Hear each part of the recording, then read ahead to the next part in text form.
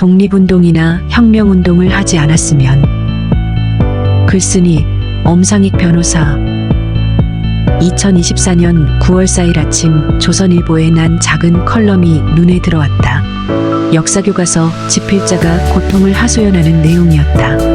그는 개인주의 자유주의자로서 시장경제를 인정하는 입장에서 교과서의 내용을 썼다고 했다.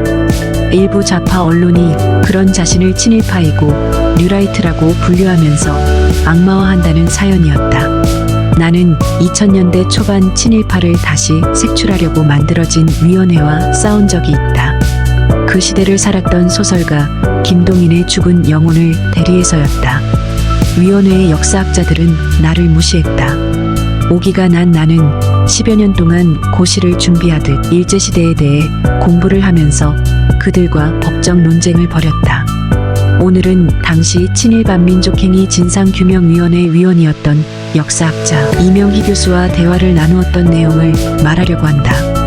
그는 달랐다. 위원회의 미운 오리 새끼 같은 입장이었다고 할까? 원서동의 한 음식점에서 만났을 때 그는 이런 말을 했다. 친일진상규명위원회 위원으로 2년을 보냈습니다. 심해 때마다 불쾌하고 거부감을 느꼈습니다. 그대로 있다가는 영원히 매도될 것 같아 제 의견을 분명히 남기고 싶어 만나 뵙자고 한 겁니다. 그는 내가 그의 증인이 되게 하고 싶은 것 같기도 했다. 나는 먼저 기각을 당한 행정심판 과정을 물었다. 그들은 모든 절차를 철저히 비밀에 붙이고 있었다. 당사자들의 항변은 아무 의미가 없고 그냥 기각이에요. 몇 분도 걸리지 않아요. 좌파 위원들은 독립운동이나 혁명운동을 하지 않은 사람은 친일파라고 생각하니까요. 제가 보기에는 친일파로 찍힌 사람들도 문제가 있어요. 그 당시 시대적 상황이 어쩔 수 없었다느니 먹고 살기 위해 그랬다느니 변명조죠.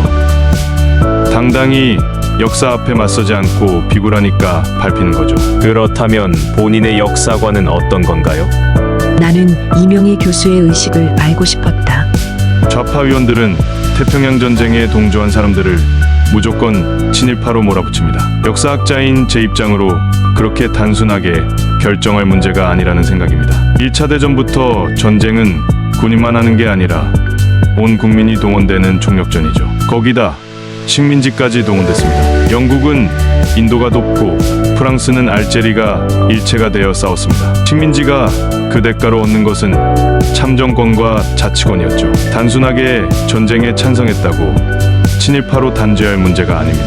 그 시대를 살던 분들도 생각이 있는 겁니다. 이광수나 최남선 같은 분은 나름대로 확신을 가진 분이었죠. 그분들이 다시 살아나서 지금 말한다고 해도 그 확신은 마찬가지일 겁니다. 순간적으로 일제에 아부하기 위해 말하는 그런 분들이 아니니까요. 역사적 지식이 부족한 일반 국민은 얼핏 일본의 전쟁에 찬성했다면 친일이라고 생각할 수 있지만 그렇게 외형적인 기준으로 그 자손들의 가슴에 대못을 박는 일을 해서는 안 됩니다. 그의 말에 나는 속으로 고개를 끄덕였다.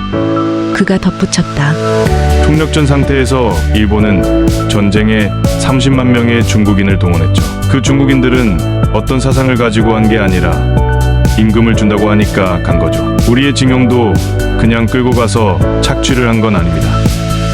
전쟁에 나간 징병이나 지원병도 모두 총알바디가 됐다고 하지만 실제로는 그렇지도 않아요. 그런데도 친일반민족 행위를 심사할 때 보면 일괄적으로 친일파를 만드는 거예요. 예를 들면 국방원금은 10만 원 이상이면 친일파다 그런 식이죠. 다진해서 낸 것이냐, 강요받고 어쩔 수 없이 낸 것이냐를 따지지 않아요. 일제시대 후반에 친일파가 된 사람들은 전부 억울할 겁니다. 대부분이 지식인이나 문화인 종교인이죠. 솔직히 음악가 안익태 선생이 무슨 친일의 마음이 있었겠습니까? 저도 역사를 공부했고 위원으로 있지만 이해할 수 없어요.